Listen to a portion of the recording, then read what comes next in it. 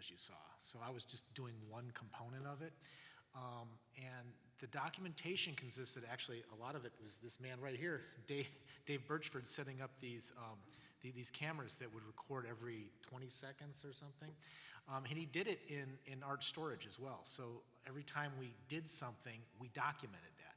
So we have this very deep, I mean, they're like 12 meg images. I mean, you can really zoom in on them and see what's going on.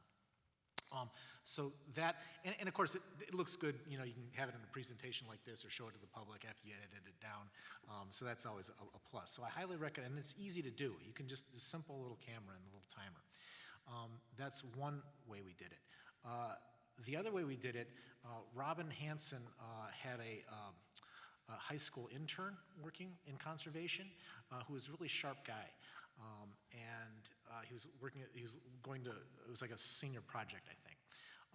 And so we had him just sit there in the gallery, and we would go and talk to him and say, okay, now we're going to do this, and now we're going to do that. And then he would sit there and watch us, and he would write it down. So this is this third person who's just kind of like watching the whole thing and documenting it. And then Robin put all of this together in a file, these various records, and it's just a very, I thought a very good way of handling a rather complex operation.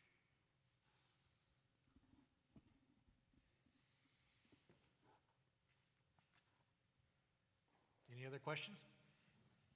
Okay, if nobody asks a question, I'm going to make another plug.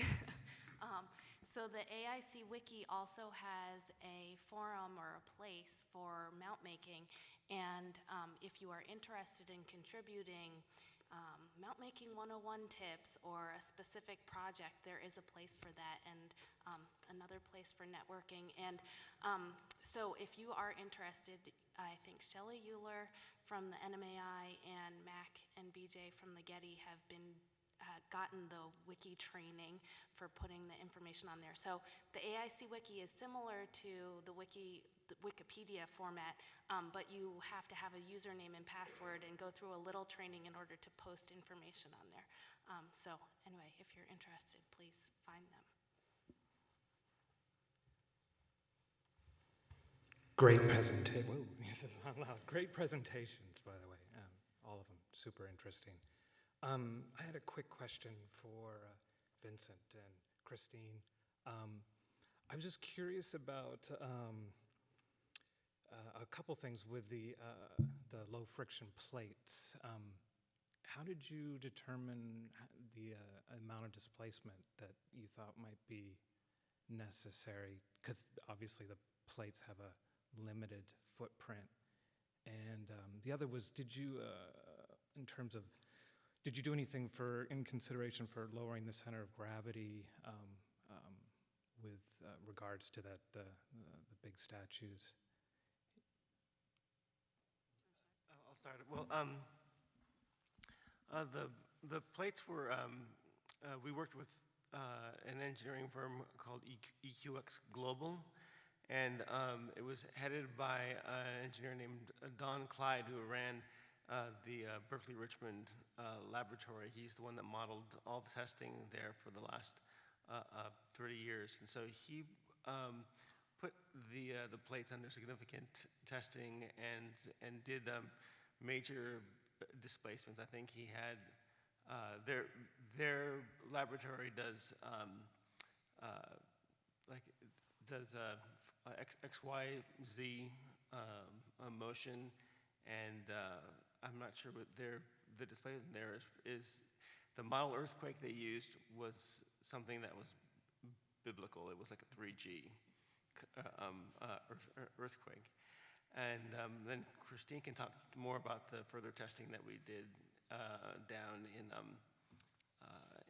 UC San Diego, but we didn't lower the center of gravity anymore. The mounts that we inherited the mounts from the original exhibition, and so when they came to us, we did our best to, like I said, put in compression pads, and also they were all kind of just loosely held together, and so the Smithsonian and also the Asian Art Museum did different bolting systems to try to make the mounts had tried to create a system that was fully integrated, but still, as Christine showed, it still had a really long period. But you can talk more about the testing in San Diego.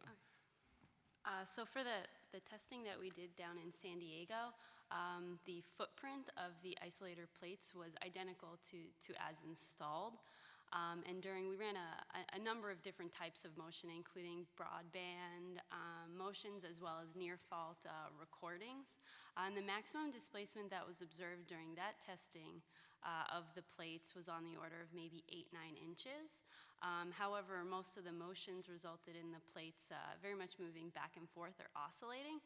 So actually during the strongest motion that was tested, there was a lot of accumulated displacement, but actually by the end of it, it ended up pretty much back where it started off, which was just circumstances of that individual motion, but it definitely could accommodate quite a bit. Another factor that we included in the testing was, so essentially as it's sliding over, a portion of the top polymer plate is no longer in contact with that corrugated base. And we did side-by-side tests, one with an enlarged corrugated base plate, as well as the regular tests where it would slide off. And it wasn't observed that the polymer plate was ever in touch with the shaking table, and it didn't have any appreciable effect on the dynamic results of the tower. Thank you. I might add that the engineers had, we could have spent more money on a system with dampers. It wasn't a centering system, but would dampen it as it came out. And we just didn't feel that it was worth the money. And then also, even though the damping systems were tested, we thought it was more conservative to use it the way it was, since the testing sort of came out. And also, like we said, we wanted to stay out of residence, so that was the best way of ensuring that. Great, thank you.